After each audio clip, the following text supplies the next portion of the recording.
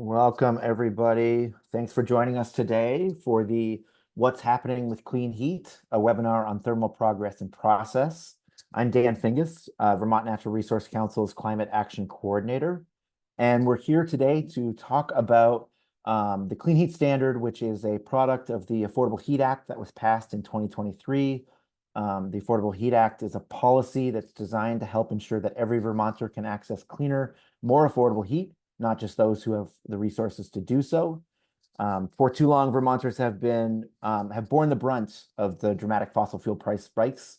In recent years, many Vermonters have saw a $2 a gallon in cost increase on number 2 fuel oil in just over 1 year.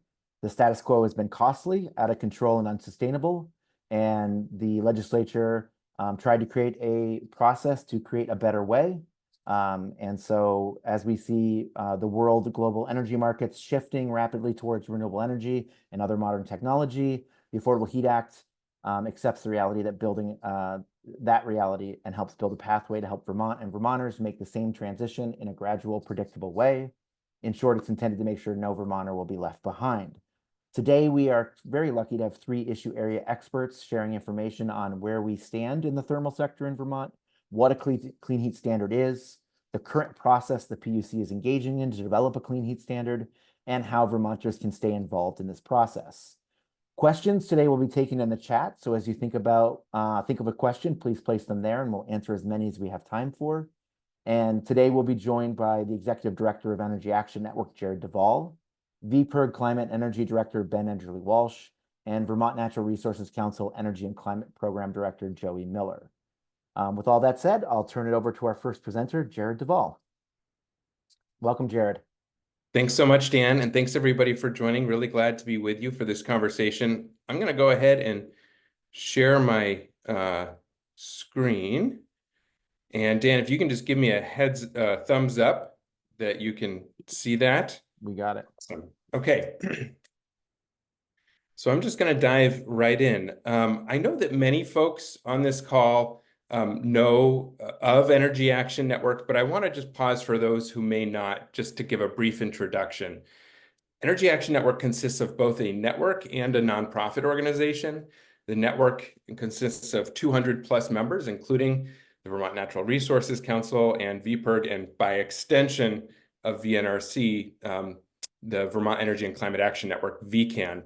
And so VECAN members we consider a part of our network, and we love having VECAN members come to EAN events, including we have the EAN Network Summit this Wednesday. And so as VECAN members, Energy Action Network members, hoping many of you will be there and look forward to seeing you there. In support of the network, we have a small 3-person nonprofit organization that plays 2 key roles. One is data tracking, research, and analysis to make sure that Vermont's energy and climate conversation is grounded in the latest available and the highest quality information and analysis that we can either find or provide. And then we also act as a convener and facilitator of statewide energy and climate conversations. So we show this in this nice graphic, which I've recently learned some people think looks like a bonsai tree. It's meant to be on the path together to the mountaintop, Camel's Hump network, guided by facts, evidence, good data, and analysis. And I just want to give a heads up. Folks know that we produce this annual progress report for Vermont on emissions, energy, equity, and the economy every year. Our 2024 annual progress report will be released in less than a month. It'll be mid-October. So you'll be hearing more about that soon, and we look forward to sharing that with you. It will include, so you're going to see a sneak peek of a number of the new graphics from the 2024 annual progress report for Vermont. And it includes the latest data from the official greenhouse gas inventory that is published by the state of Vermont. And you can see here what our historical emissions have been in the darker colors on the left, and what the Global Warming Solutions Act targets are in those blue dots here for 2025, 2030, and 2050. Another way to look at this is these orange bars representing our total annual climate pollution, greenhouse gas emissions from within Vermont's borders. And then as a reference point, this green dashed line is the 2025 Solutions Act legal obligation, and the purple dashed line is the 2030 obligation. Some folks may have heard claims that Vermont is on track to meet the 2025 emissions reduction obligation in the Global Warming Solutions Act.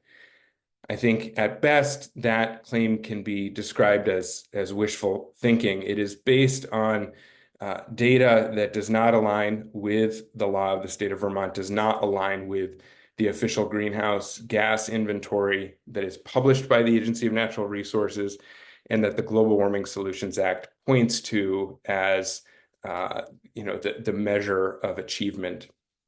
So you can see here on the left, there's these 7 years for which there is published actual greenhouse gas emissions data from the inventory. You see that in the first column here. And then there's this separate model that the Agency of Natural Resources has been pointing to that does not use inventory data or methods. And for the 7 years that we have a comparison of these two different models, the latter model, this LEAP Vermont Pathways model, consistently and significantly undercounts emissions relative to the official inventory. On average, it's about 550,000 metric tons of climate pollution a year that it's undercounting, and you can see what that means in percentage terms here. So what that means is we are exceedingly unlikely to meet the 2025 target when the conversation is based in what the law says it needs to be, which is how we track emissions in the official inventory.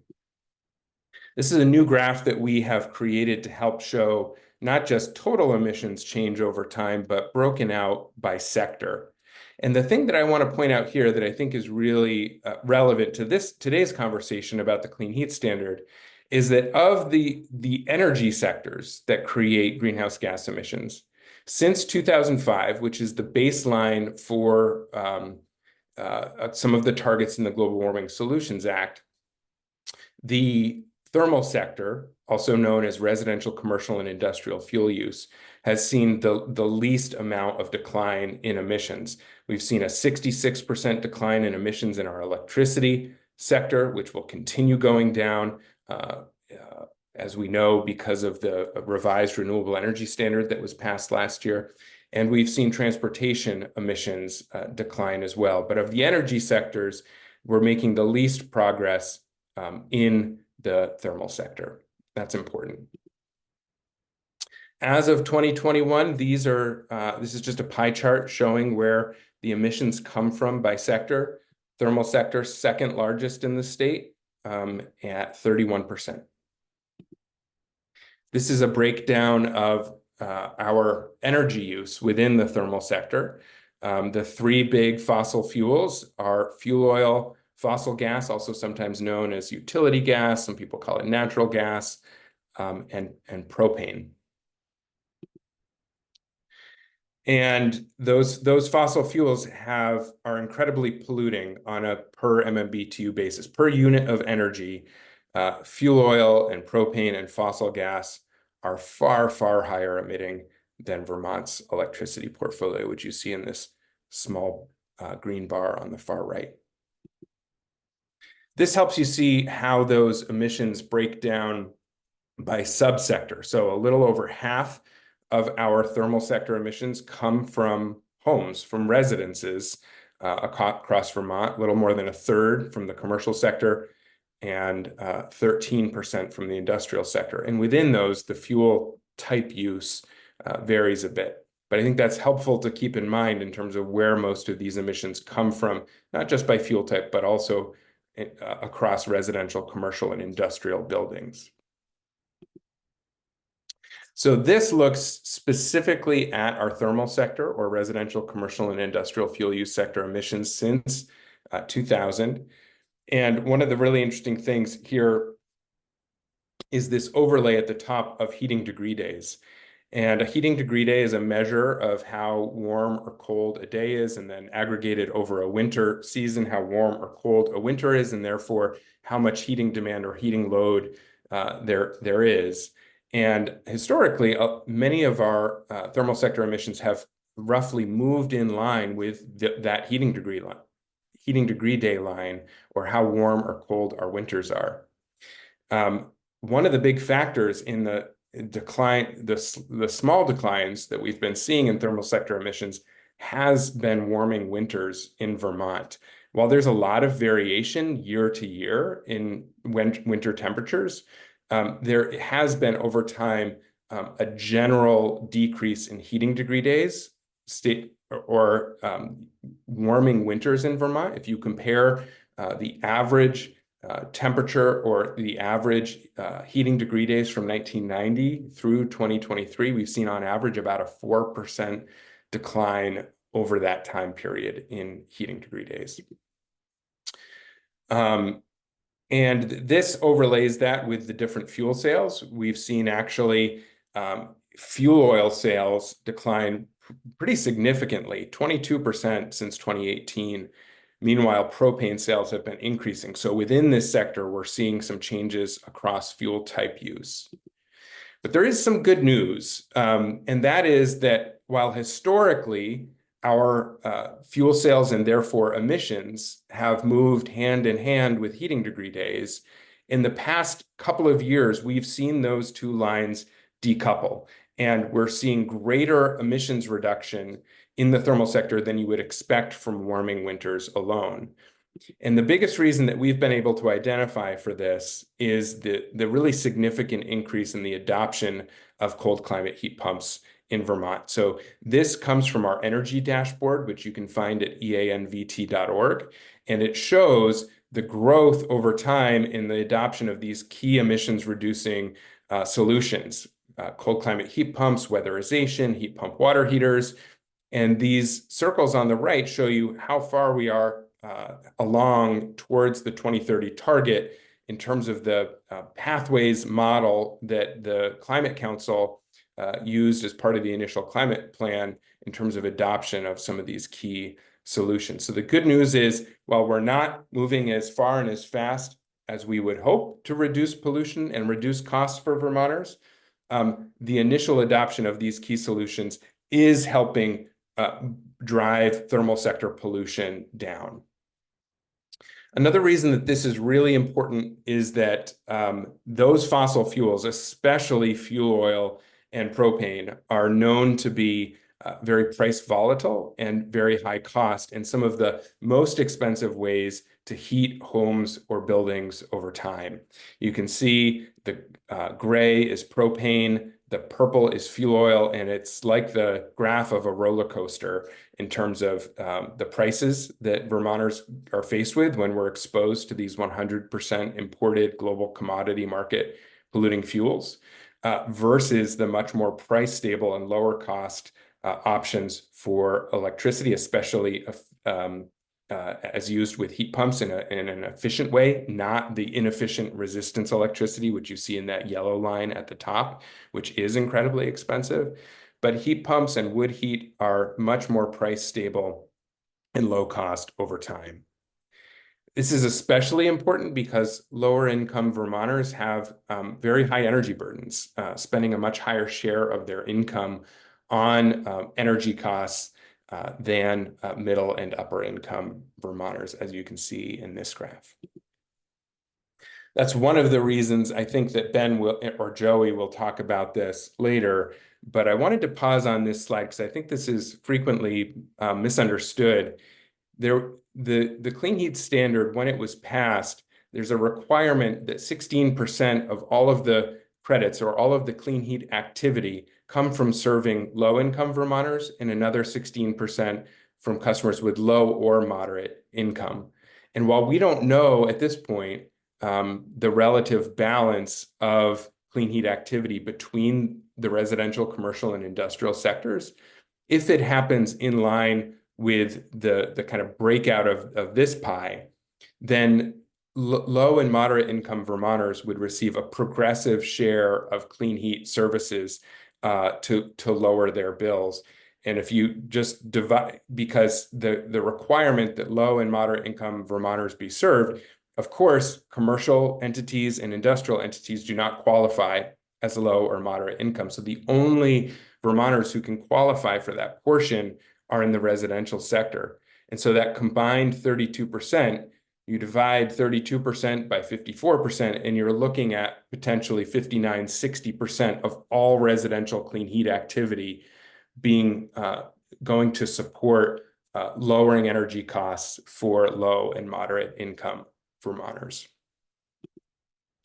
I just want to give an example of how this works. What are we talking about in terms of lower costs?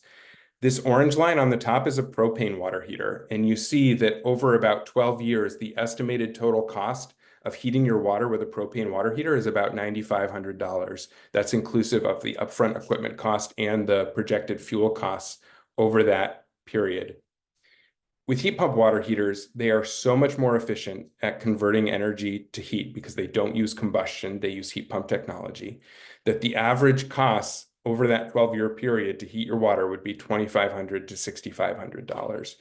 That range depends on which incentives you're eligible for or take advantage of, whether you're getting a free heat pump water heater upfront, which some Vermonters are able to do right now through Efficiency Vermont and other utility incentives, or whether you're paying the full upfront cost and then primarily getting the cost savings of lower electricity costs over time relative to propane.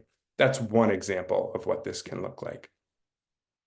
How can that greater efficiency and cost savings be achieved? Because heat pump technology is so much more efficient than combustion technology, which fossil fuels rely on, as you can see in this chart. And then finally, I want to say this is really important, not just for Vermont consumers, but also for the Vermont economy as a whole. As I mentioned earlier, and I like the way that Joey says it, every liquid drop of fossil fuel that comes into Vermont is imported. And the vast majority of the money that we spend on it, 75 cents of every dollar, billions of dollars each year, drains out of our state economy to out-of-state, usually multinational fossil fuel corporations. A very small share of our energy dollars spent on fossil fuels stay and recirculate in the Vermont economy, supporting both the Vermont economy and jobs for our neighbors. In contrast, when we use electricity for heat pumps or electric vehicles, that equation gets flipped on its head because most of the cost of electricity goes for line maintenance and tree trimmers and customer service operations. And there's a large share of local clean power purchasing that it goes to. And so you see about 71 cents of every dollar that we spend on electricity stays and supports the Vermont economy and the jobs of Vermonters.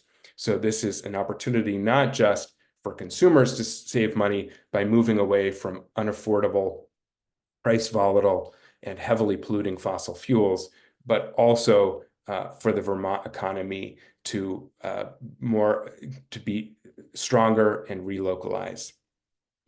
With that, I just want to say if there's any question, I'll put some links in the chat to some things that I mentioned. But any questions or constructive feedback, would love it. Feel free to email me there. And please stay tuned for the release of our next annual progress report for Vermont. And with that, I'm going to stop share, and I am going to turn it over to Ben Edgerly-Walsh from VPIRG. Thanks, Jared. Again, Ben Edgerly-Walsh from VPIRG. I run our climate and energy program. Know a lot of you. For those of you who whose paths I haven't crossed, it's good to make your virtual acquaintance. I wanted to get into a little bit of what the Clean Heat Standard is, what its goals are, and where we're at on it, because a lot of you have been on other webinars or been on email lists, checked out our website. You have a sense of what the Clean Heat Standard is and what the Affordable Heat Act of a couple of years ago was, but want to get you up to speed on where we're at and what is coming up next. So, first of all, I want to emphasize, and this is something that Dan said up front and Joey touched on as well, but really when and I'll speak for VPERG here, but I think this is certainly true of many of the other organizations that supported the Affordable Heat Act of 2023. When we really dove into working on that, a big part of it was climate, wanting to put Vermont on track to hit our requirements on climate pollution in the thermal sector. But more than anything, really, this is about moving away from high cost, dirty, deeply inequitable fossil fuels that most Vermonters are reliant on to heat their homes in the winter. When we're looking at a policy, we always want to look at what the status quo is and what the pros and cons of the status quo and shifting away from the status quo are. And in the thermal sector, we've long believed that the status quo is deeply inequitable, that we need to change this equation, that we are living in a world in which the ways people use energy, the types of energy that people are using is shifting dramatically. And it makes a lot more sense for Vermont to really take the bull by the horns and create a plan and a path for how to evolve so that Vermonters can benefit from that transition, rather than just sort of sitting back and waiting and seeing what happens and letting Vermonters get left behind, in particular lower and moderate income Vermonters who are going to have a harder time making a transition by themselves. So what is this policy? Clean Heat Standard, which is what the Affordable Heat Act is getting designed and what the legislature will consider next year, is a policy that would essentially say to companies importing fossil fuels into Vermont, that they have to help Vermonters reduce carbon pollution, reduce fossil fuel use, and especially for low and moderate income Vermonters, reduce energy costs in the thermal sector, the heating sector. It's very similar to policies that already exist in the electric sector. For instance, if you've ever seen an incentive that an electric utility in Vermont puts out for electric vehicles or heat pumps or other things like that, those are incentives that are put out under part of the renewable energy standard. Utilities in Vermont have a legal obligation to help their customers reduce fossil fuel use, and those kinds of incentives are a big part of how they meet that legal obligation. Fossil fuel companies have no equivalent obligation. This would change that. It's not exactly the same policy, but it's roughly equivalent and certainly very parallel path to what the electric utilities have been required to do. Another key part of this policy that's really important to understand, and again, this is something that Jared touched on, but I want to double back to because it really is central to this policy, is that a majority of the help in the residential sector under this policy has to flow to low and moderate income Vermonters. And at least half of that benefit has to be in the form of installed measures that are reducing energy costs. So things like heat pump water heaters in weatherized homes, in many places, cold climate heat pumps. These are things that are going to reduce carbon pollution and reduce Vermonters' energy costs. And for many low-income Vermonters, they're right now out of reach. And this policy seeks to change that and sets binding legal obligations for how much of that kind of activity is happening. Obviously, this also is about hitting our climate requirements and sets the obligation on an annual basis such that we actually would be on track to hit our climate requirements in the thermal sector.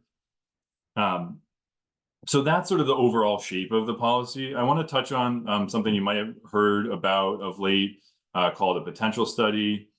And then I want to touch on a couple of questions that I've seen in the chat, although we'll have a lot more time for Q&A towards the end. Before I talk a little bit about the timeline going forward. So the potential study was part of the Affordable Heat Act, a requirement of the Affordable Heat Act that the state's Department of Public Service, which is part of the Scott administration, essentially the sort of a utility space in the Scott administration, was required to do or contract for an analysis called a potential study that basically, when I try to explain this to people, I say, what it is really in the name, right? It is about what we could potentially accomplish in the thermal sector if we really leaned into reducing climate pollution and making the kinds of investments that we're talking about here. And so that came out on early in September. And what it is intended to do is help the Public Utility Commission, the body that's actually designing the clean heat standard, make the rules for it, come up with a design for it. It is not an assessment of the clean heat standard. It is an assessment of what's possible in this sector. And so, there have been some folks, including, unfortunately, the governor, who have used numbers that you can sort of back out of this report to allege very high potential costs on oil or propane or other fuels. That is not what this study is about. And the authors of the study were very clear that that's not what this is intended to do. The Department of Public Service itself has been very clear that's not what this study is intended to do. There will be a cost analysis of the clean heat standard when the final draft rules are delivered to the legislature in January of 2025, in a few months. But before you actually have a fully designed program, you simply can't do that analysis. And so that's not what the potential study is about. The other thing that I wanted to mention, because some really exciting data just came out on this, is parallel policy happening at the national level, the Inflation Reduction Act. So folks are probably familiar with that. That is the law passed a couple of years ago, late in 2022, that either extended or expanded, or in many cases both, incentives for a whole host of climate-friendly technologies, including things like weatherization and cold climate heat pumps.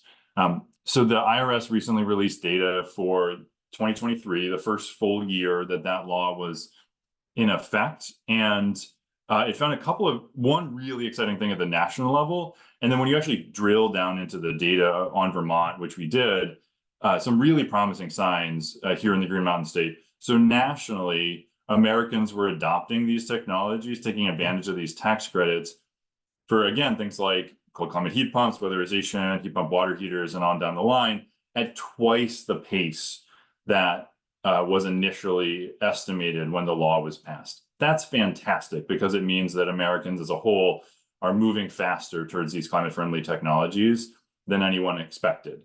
Here in Vermont, we're actually going about twice as fast again than the typical American household. Vermonters were twice as likely to take advantage of these tax credits in 2023 than the average American household. Nearly 3% of Vermont households took advantage of these tax credits.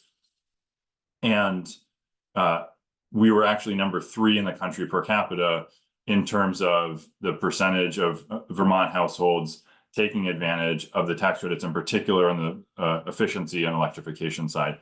So I mentioned that, one, because it's really exciting.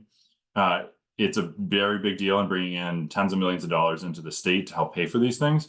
And 2, because it really, I think, shows that Vermonters are ready for this transition. They're excited for this transition. They understand the benefits of it.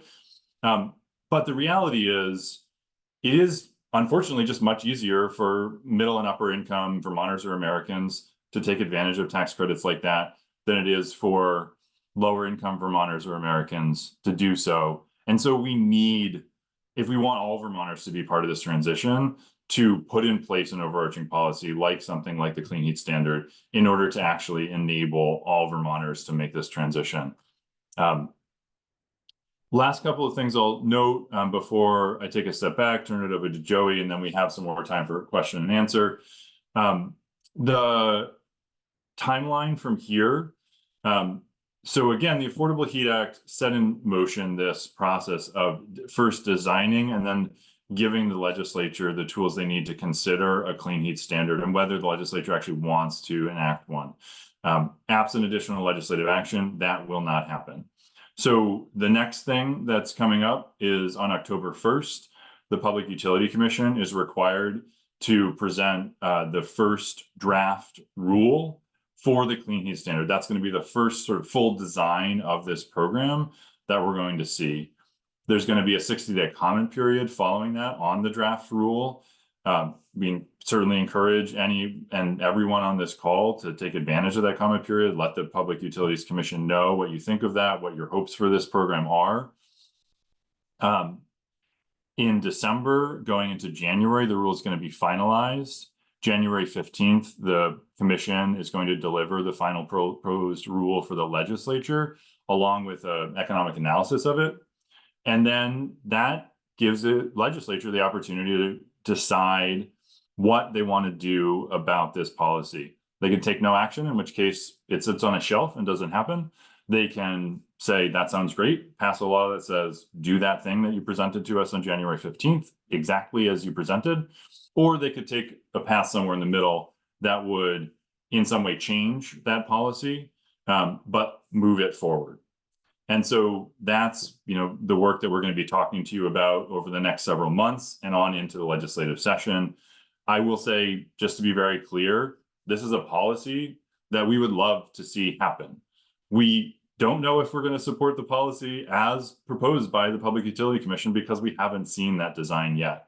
But we do know we need a policy like this to actually put ourselves on track as a state to hit our requirements in the climate sector. And so we're going to be leaning in hard to making sure a workable program that actually enables all Vermonters to be part of this transition and can move forward.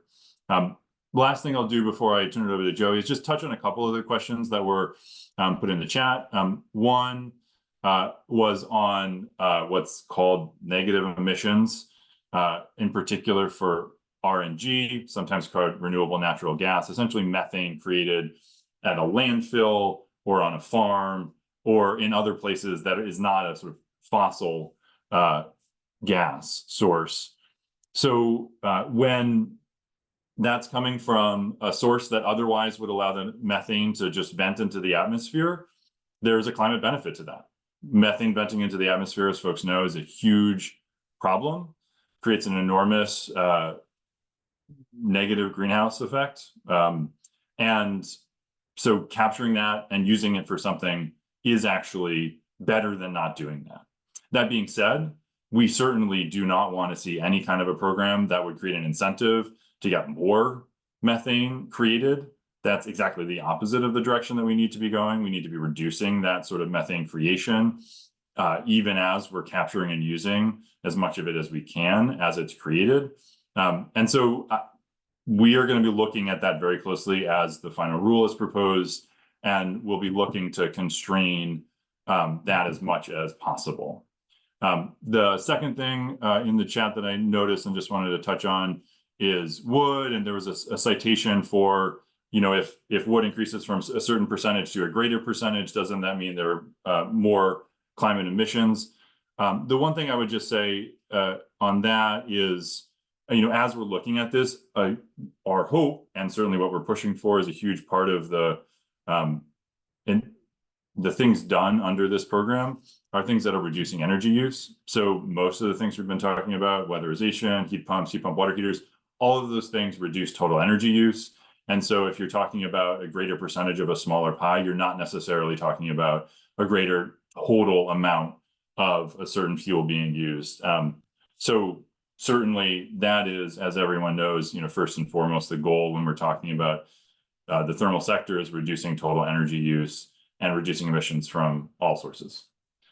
Joey, I will turn it over to you, and then we'll have some more time for Q&A in a little bit. Thanks, Ben. I will aim to be pretty brief, but just following up on both what Jared shared with you and what related to the thermal sector progress and lack thereof in terms of our science-based climate reduction targets, and then about the clean heat standard update in general. I guess what I wanted to sort of talk with you all about is action opportunities, flying a little bit higher.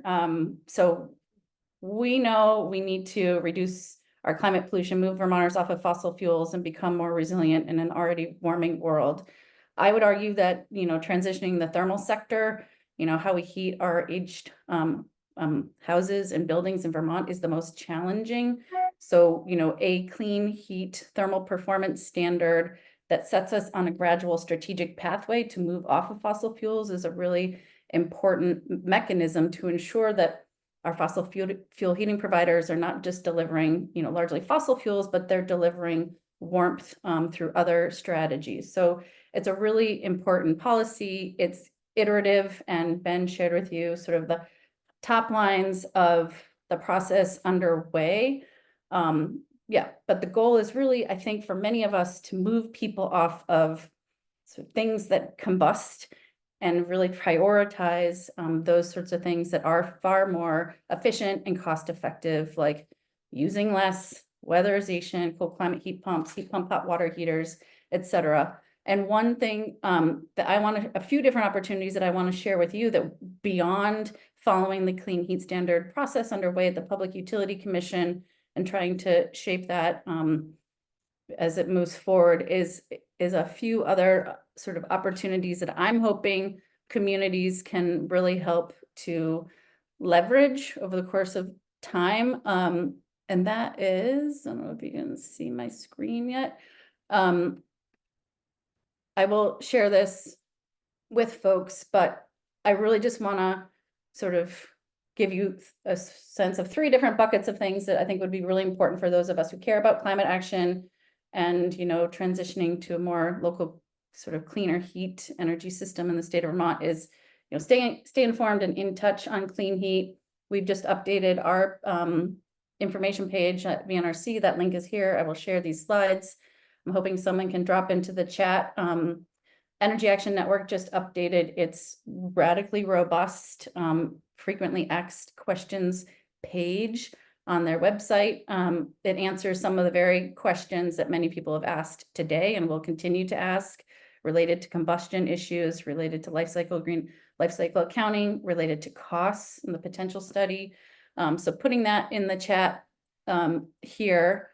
I also want to just encourage folks, especially the local leaders and the community energy committees, and in general, we have an amazing opportunity in front of us when it comes to trying leveraging things like the Inflation Reduction Act that Jared and Ben referenced. There are significant opportunities to help move people into cleaner heat, transportation, and power technologies.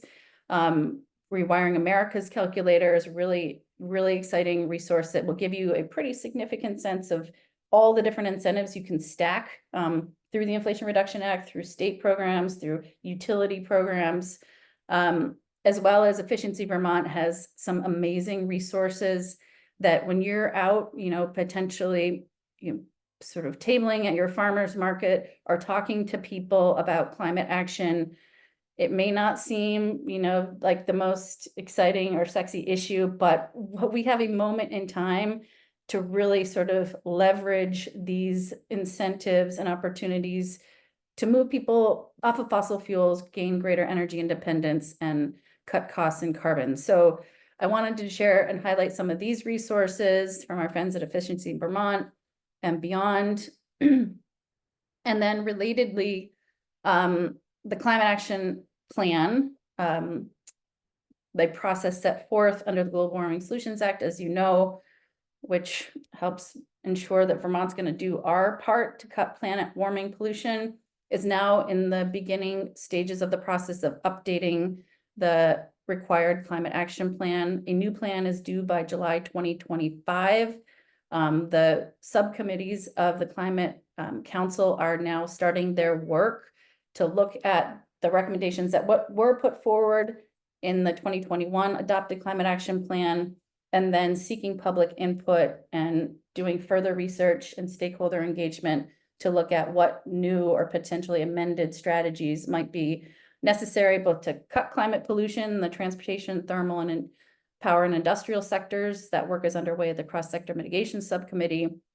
Also focused on what are we doing in rural resilience and adaptation, what sort of strategies are we pursuing there, and how are we leveraging our rich agriculture ecosystem networks to really help solve some of the challenges that we face. So there will be ensuing public engagement opportunities. I'm putting this link here in the chat. You can follow the calendar. You can stay in touch with us via our email lists. But this is a really important opportunity to create a blueprint, for Vermont and all Vermonters to ensure that we are reducing fossil fuel use, cutting consumption, leveraging, the runway the Inflation Reduction Act and other incentive programs offer, but really helping all Vermonters participate in the transition, which is what is so exciting to me about performance-based standards like a clean heat standard is that, as you heard from my colleagues, those who can afford to move off of fossil fuels are already doing so. We need to make sure that everyone can participate in this transition, and that work is happening in a variety of different ways, including through the Climate Council's work over the next 9 months. So I'm going to turn it over to Dan again to facilitate a Q&A session, and look forward to sort of continuing to stay in touch with you all and to others who understand there's both an obligation and an opportunity to help Vermonters do our part on climate, in particular by getting off of fossil fuels. So back to you, Dan.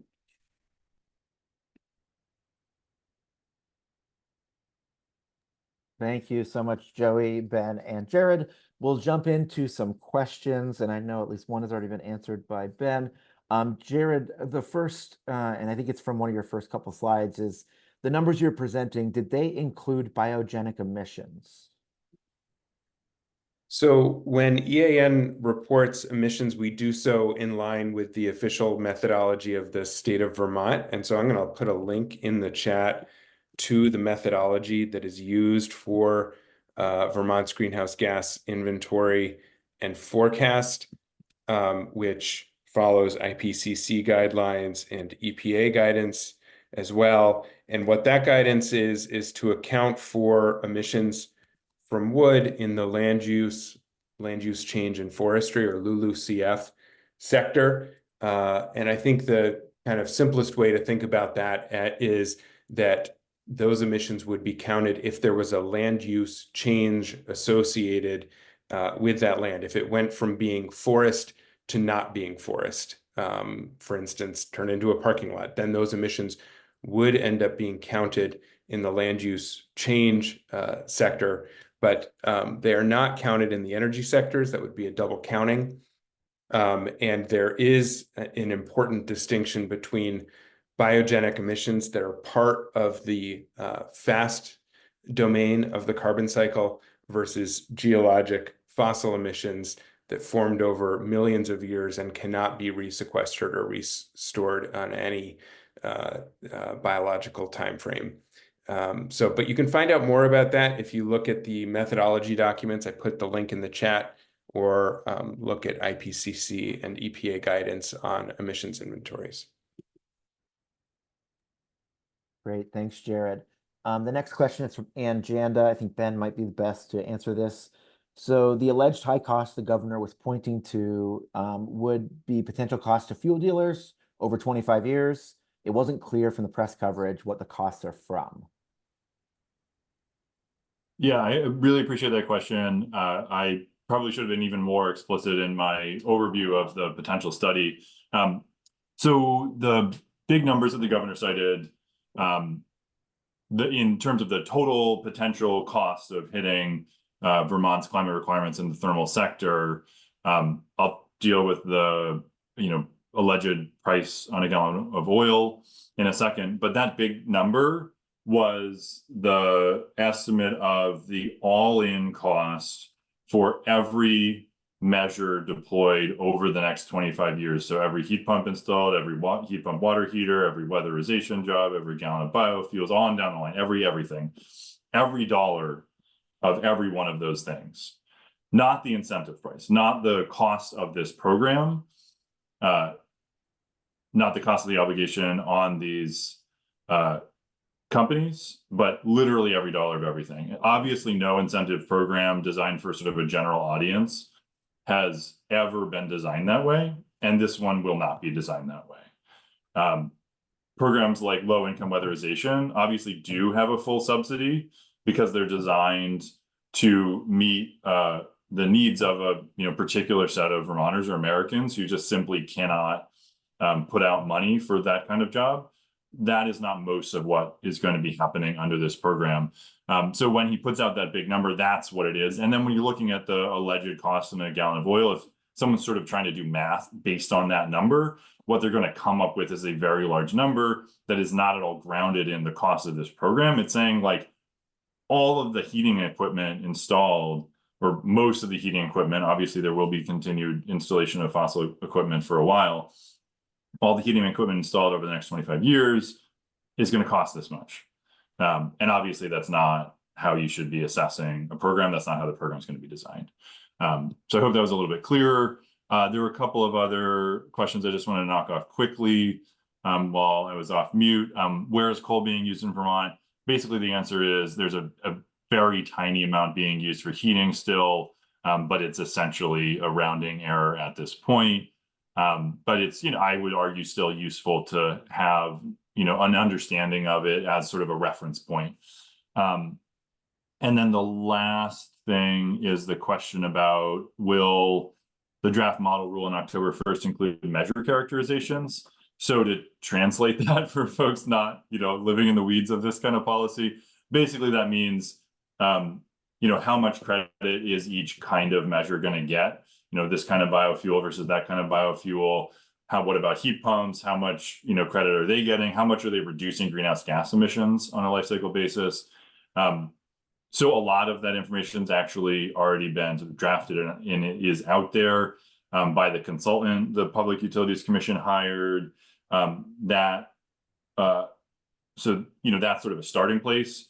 The technical advisory group, which is a bunch of experts the PUC chose to help make decisions about that sort of thing, is ultimately going to have to review that and decide on, what measure characterizations will be in the final rule. And then there's, just to get even nerdier for a brief moment, what's called a technical reference manual, which says, drills down even a little bit deeper and says, okay, so electricity has this amount of emissions per kilowatt hour. What about this heat pump versus that heat pump, this water heater versus that water heater, and like how much credit should each one get? So a more efficient one would use less energy for the same amount of heat, would get more credit because it's reducing greenhouse gases more. But all of that is going to be sort of fleshed out over the next few months, though we do have, again, those starting place numbers from the consultant.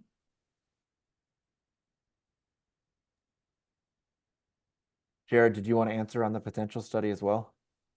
Thanks, Dan. Yeah, agree with what Ben said. I just want to build on that a little bit. I have to say, as an independent analyst, I was really discouraged to see that the way that administration officials and the media have talked about this study, because I think it was actually really well described by the Public Service Department in their cover letter about the study and by the consultant, in which they explicitly said this study does not attempt to estimate the cost of the clean heat standard.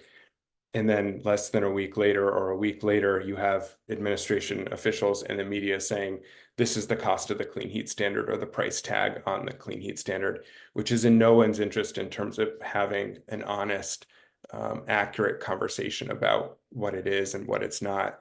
I just want to say a couple things building on what Ben said. I think as any analyst worth their salt needs to have a huge degree of humility and an awareness that it is incredibly difficult to estimate costs over a period of 2 to 3 decades. And that, throughout history, what the history of technological change has been, as technologies mature, as they scale up and achieve economies of scale, the per unit costs come way down.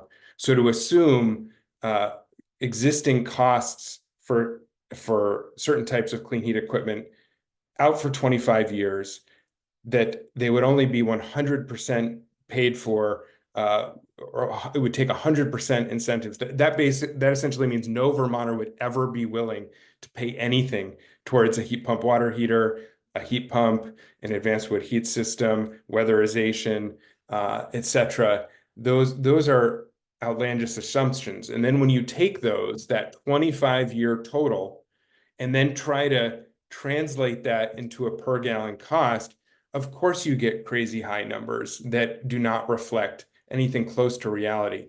I want people to know there's only been one professional independent study that has tried to assess what the effect on per gallon fuel costs would be of the clean heat standard. It was done by the Energy Futures Group and Cadmus and SEI.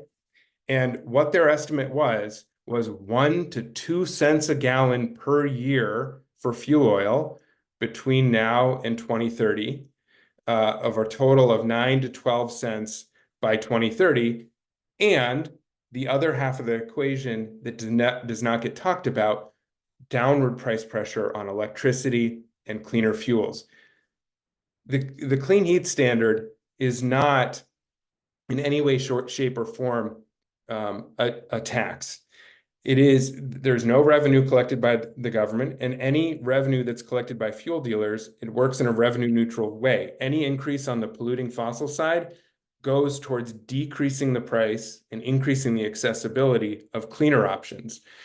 But the whole conversation right now, I think, unfortunately, in a very misleading way, is about what is the cost of action rather than what are the cost savings and benefits of action, or what are the costs of inaction. And, so for instance, in that potential study, there was a pointing to $9 billion in estimated potential costs in the way that Ben framed them.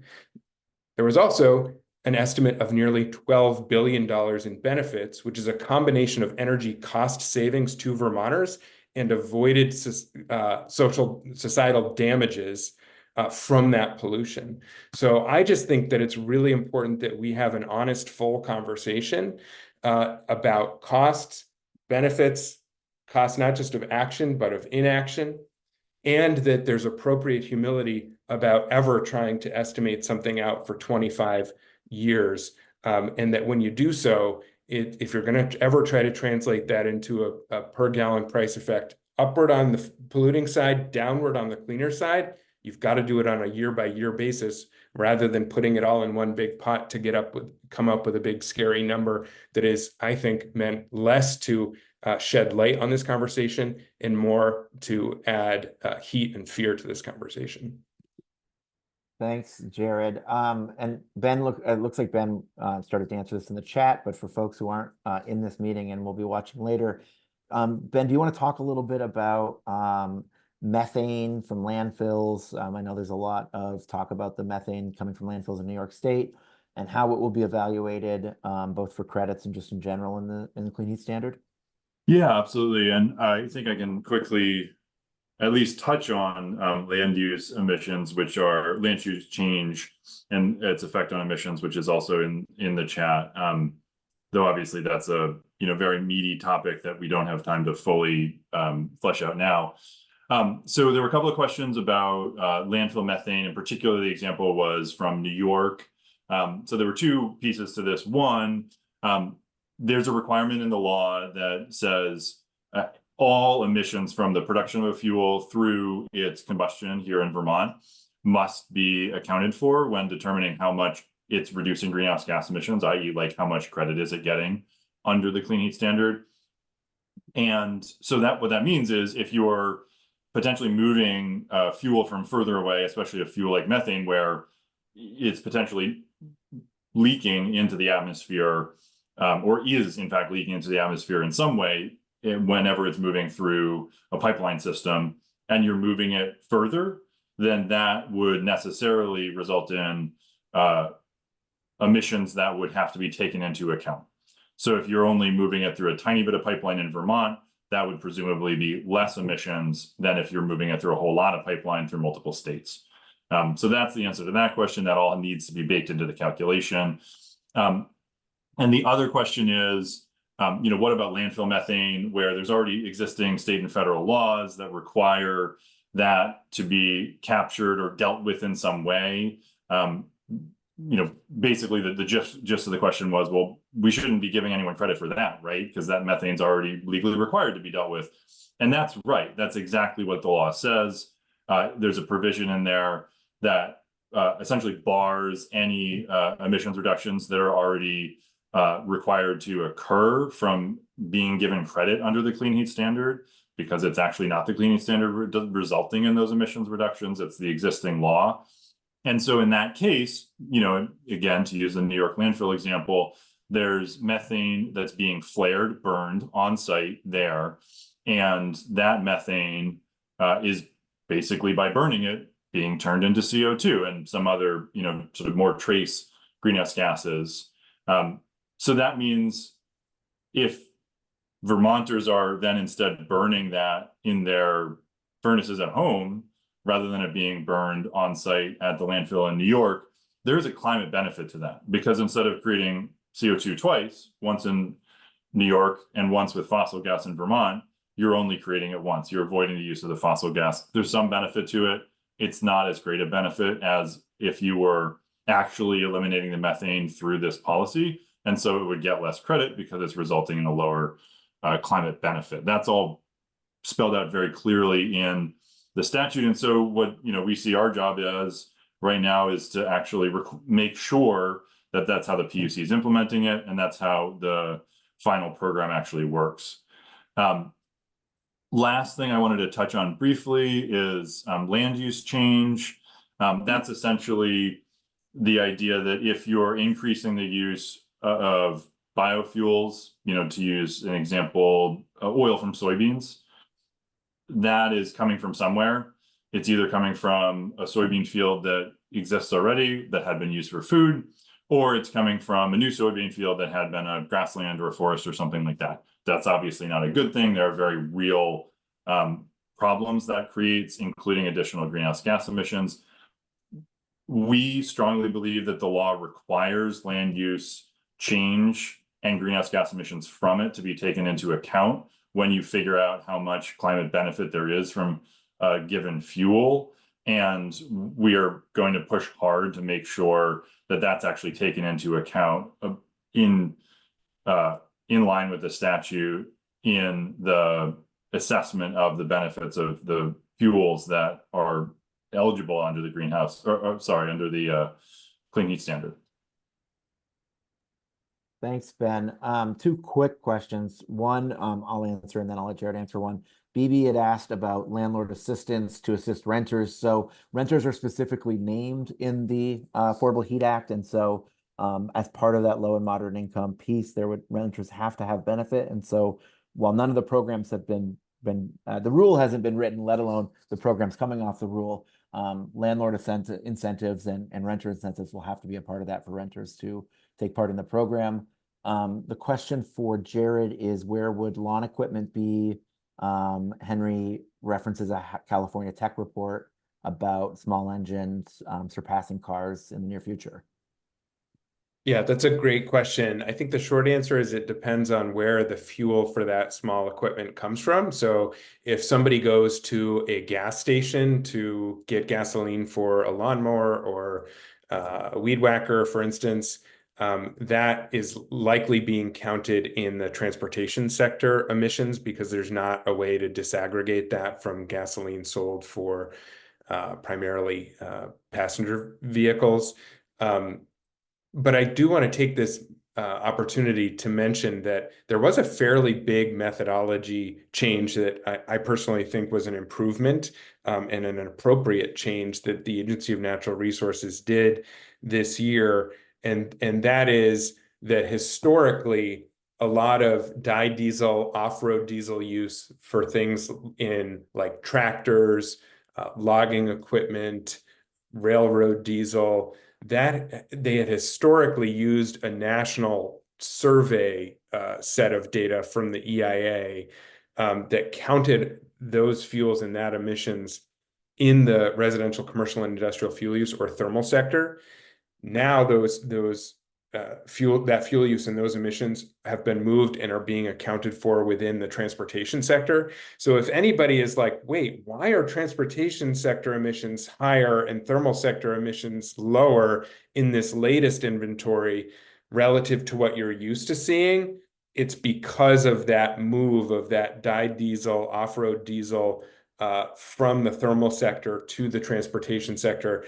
But I think the short answer on it's really difficult to specifically identify and disaggregate those kind of smaller uses for gasoline and diesel outside of the broader transportation sector, that could be an area for greater study and surveys to try to more clearly assess.